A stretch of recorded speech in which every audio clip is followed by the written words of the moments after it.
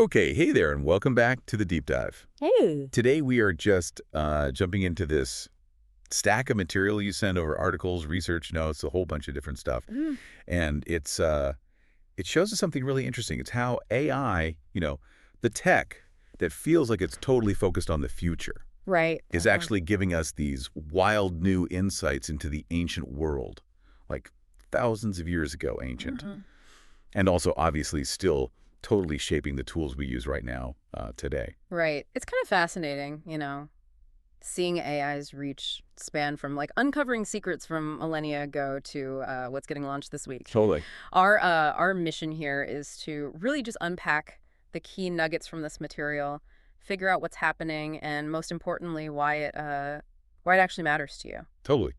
And yeah, there's some surprising bits in here. Like apparently AI might actually change the timeline of ancient history, Mm-hmm. which, I don't know, that just sounds kind of mind-bending when you think about it. It really does. It highlights the capability of these models to find patterns in data that, was previously just too complex or too large for us to easily process. So yeah, let's dive in. We're starting in the way, way back past. Okay. And specifically with the Dead Sea Scrolls. Yeah.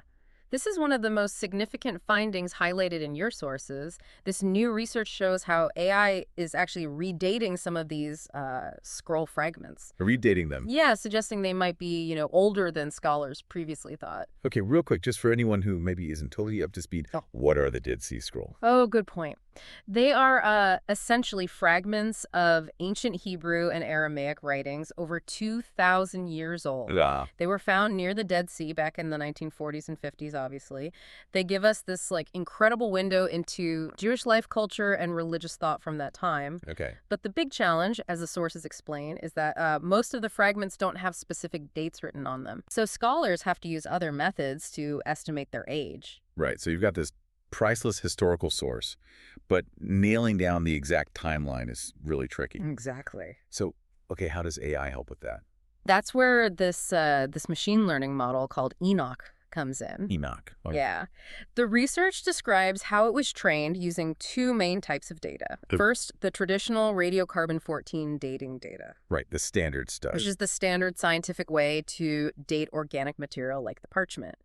And then second, information about the handwriting itself. The handwriting. Yeah, the geometric and structural features like the size, the shape, the curvature of the letters. So it's not just about how old the paper is, but the unique style of the person who is writing it. That's kind of neat. Yeah, exactly. It's combining the physical age with the nuances of the script. Okay. And the name, Enoch, the sources point out, is, named after this ancient prophet, symbolizing that blend of ancient wisdom and modern science. Nice touch. And they're super clear the tool is designed to assist scholars, to help refine their estimates, not to completely replace the human experts. Right. It's a tool, not a replacement. Gotcha. Okay, so what did Enoch find? Did it just confirm what everyone already thought? Well, mostly it did, which is good validation. The sources say there was about an 80% match rate between Enoch's dating predictions and the human experts' previous estimates. Okay, 80% is pretty high. That's a, pretty strong agreement. But here's where it gets really interesting. Oh, tell me. What happened with the other 20%? That remaining 20%. Enoch consistently dated those scrolls older than expected. Older? How much older? Sometimes by as much as a century. Whoa, 100 years. That's a significant difference when you're talking about documents from over 2,000 years ago. It really is. Is there a specific example? Yeah, the sources mention scroll 4Q114, which contains parts of the Book of Daniel. Okay. Human scholars had previously dated it to around 165 BCE. Enoch's range, though, puts it between 230 and 160 BCE. So it could be 165, but it could also be quite a bit earlier. Exactly. So while it does overlap with the human date, it definitely opens up the possibility that this particular text, or at least that fragment, could be older, potentially significantly older. So it's nudging the earliest possible origin back in time. Right. And Enoch found something even more specific that's impactful for scholars, instances of what they call Herodian scripts. Okay, like King Herod. Yeah, a handwriting style previously believed to be characteristic of, the time of King Herod actually appearing in fragments that the AI dated before Herod's reign. Before. Wow. which suggests that the transition to this specific writing style might have happened earlier than previously understood. Okay, so AI is looking at these incredibly subtle details of handwriting, combining it with the science of carbon dating, and it's basically saying, hey, maybe we need to tweak the historical timeline a bit based on this. Pretty much, yeah. And the why it matters point here is huge, Yeah. as the research highlights. Yeah. Applying AI to ancient script analysis like this can fundamentally reshape our understanding of things like cultural evolution, how widespread literacy was in different periods, and the overall historical context of these texts. That makes sense. If texts are older, it changes when and how we think certain ideas, beliefs, or even just writing styles spread or developed. It's kind of like the future is shedding light on the deep past to make it clearer. That's a really cool way to think about it. Okay, so we see AI helping us understand these ancient writings. Mm-hmm. But, I mean, AI is also just moving at like lightning speed right now, creating tools and driving research that feels totally sci-fi. Absolutely. The sources really emphasize this rapid pace. We go from ancient history, to this sort of daily deluge of new AI development. Yeah, it's almost hard to keep up. Yeah. Let's shift gears then and look at some of the examples of current AI tools and research that the sources cover, because it's a pretty diverse landscape. It really is. One area that felt particularly significant in the material is AI's impact in science and medicine. They talk about this new AI architecture called BioReason. BioReason. Okay, so what exactly is that? What's kind of groundbreaking here is it combines a DNA language model with a standard large language model, an LLM. Like ChatGPT type things? Yeah, like, the kind that powers chatbots. Oh, so it's like it can understand the language of DNA in our normal human language? Yeah, exactly. The sources explain that this allows the LLM part to reason over genomic data, not just text data, but the actual genetic code. Okay. They tested it on standard biological benchmarks, data sets, essentially designed to connect genetic changes to disease pathways and biological functions. And how did it do? Was it like any good? The sources report a significant gain in performance, about 15% better than using models that only use the LLM or only use the DNA data. 15% better. That's pretty substantial. It really shows the power of tightly integrating these different types of information. Okay, can you give me a concrete example of what this BioReason can actually do? Something specific. Sure. The sources use this example query.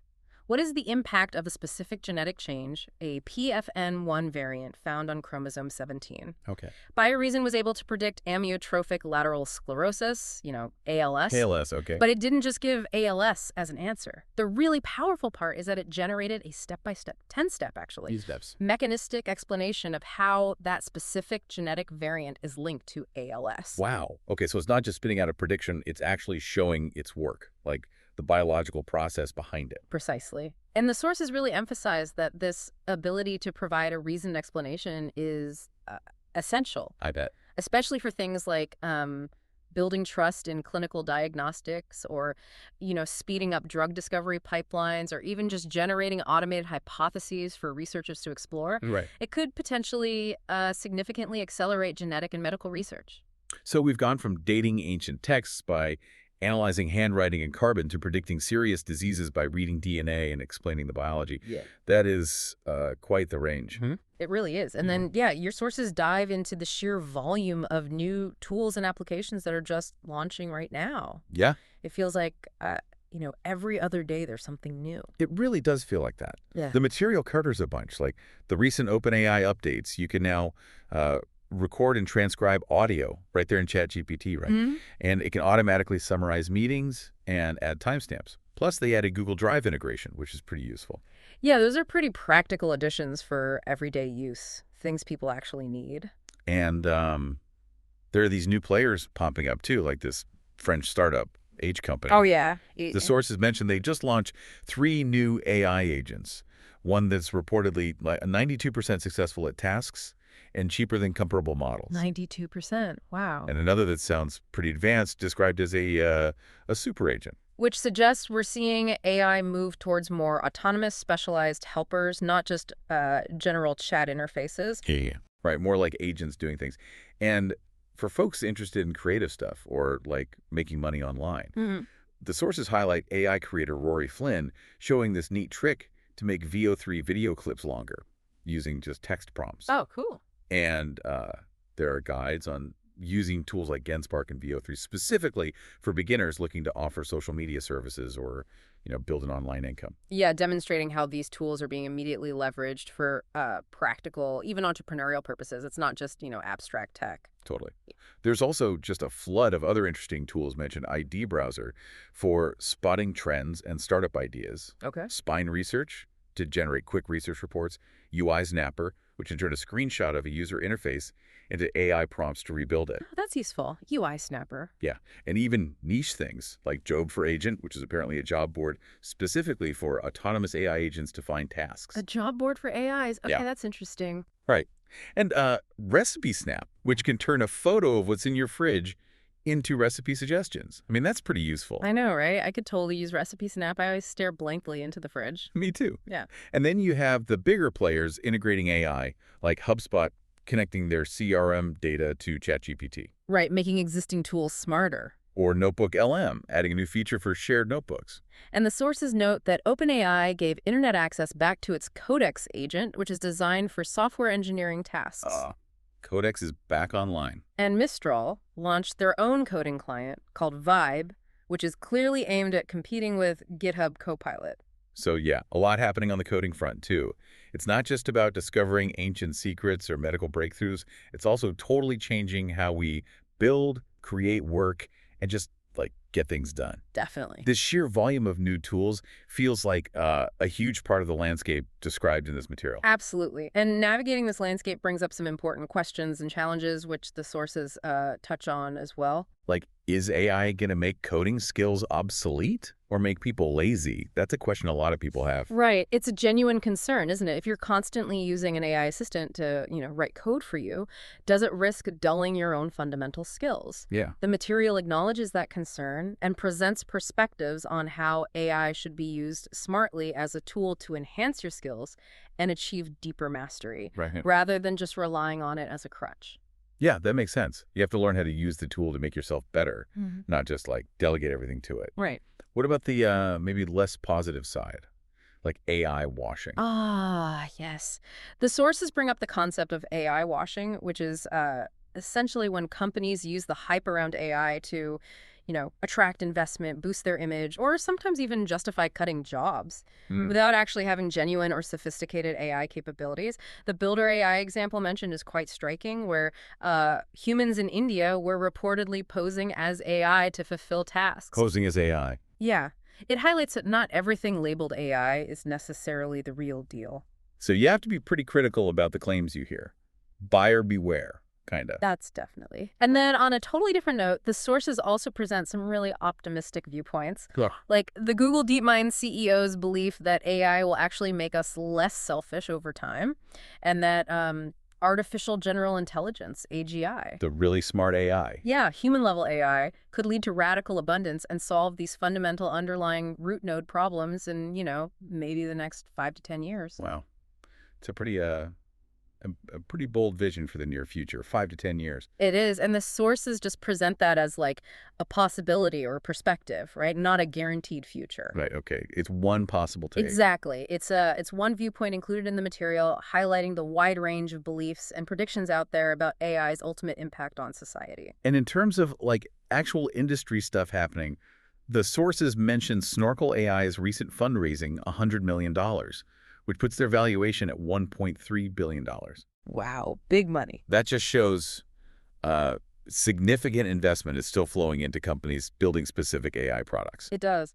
And the material also touches on the emerging legal and questions related to data. Oh, yeah, the data stuff. Like the Reddit lawsuit against Anthropic, which is related to the AI model using Reddit's data for training, allegedly without permission or compensation. These kinds of cases are just starting to, define the legal and ethical boundaries around data usage and intellectual property in the age of these massive language models. Yeah, that whole area is incredibly complex and starting to be figured out. It feels like the law is trying to catch up with the tech. Very much so. And there was even a little note in there about the AI Fire Academy trivia.